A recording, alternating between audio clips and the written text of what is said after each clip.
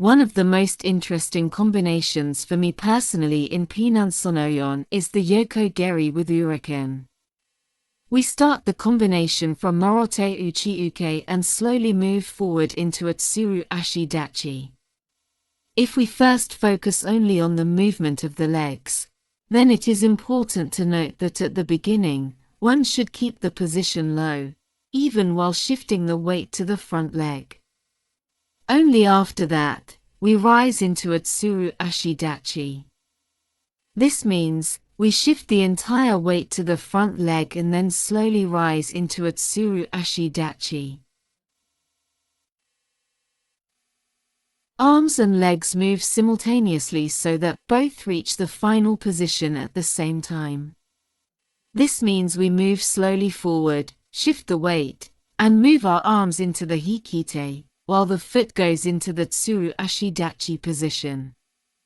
When performing the Hikite, as always, we pay attention to ensuring that the elbow does not point outward, but backward, and that we have the back tensed.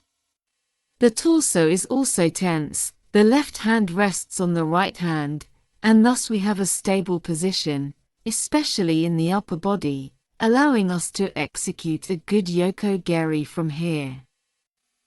Next, from the Hikite follows an Uraken to Jodan.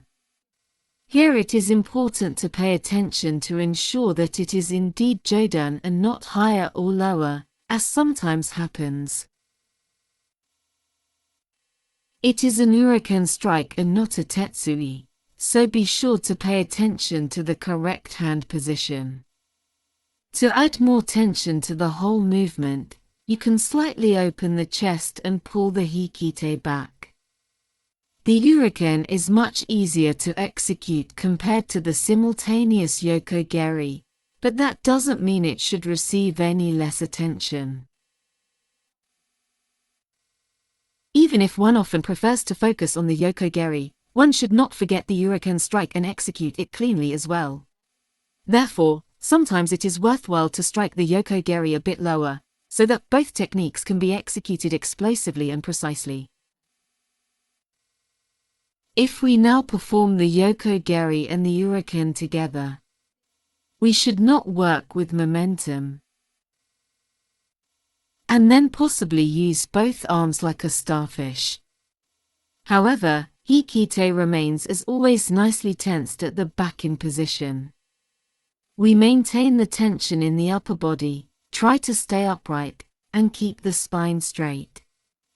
From here, we try to make a controlled movement by thrusting the kick and guiding the Uraken in a controlled manner towards Jodan.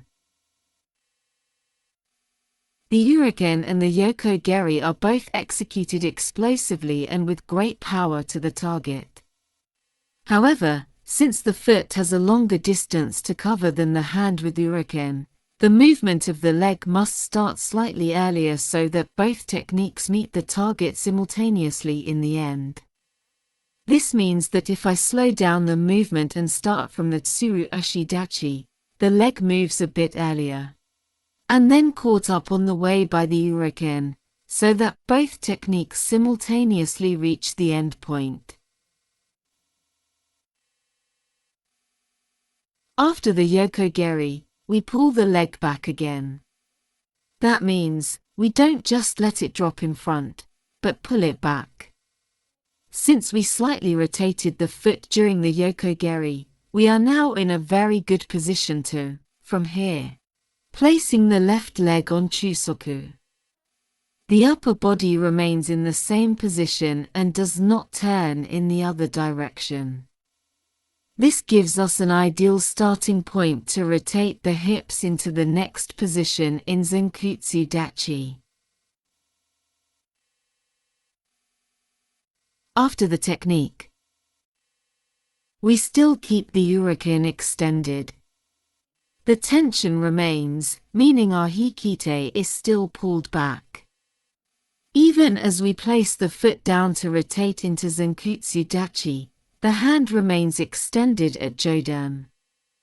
Before rotating with the hip, the hand is then opened so that we can strike with Hiji into the hand. Here one can slightly retract the hand at this level, so that the Hiji can strike the hand. The whole thing happens at the end of the body. The hand should not move towards the Hiji, so that the technique is executed diagonally.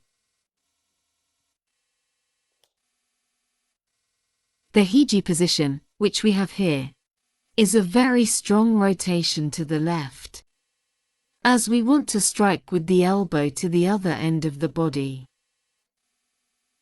This means we feel a strong rotation here and in the back.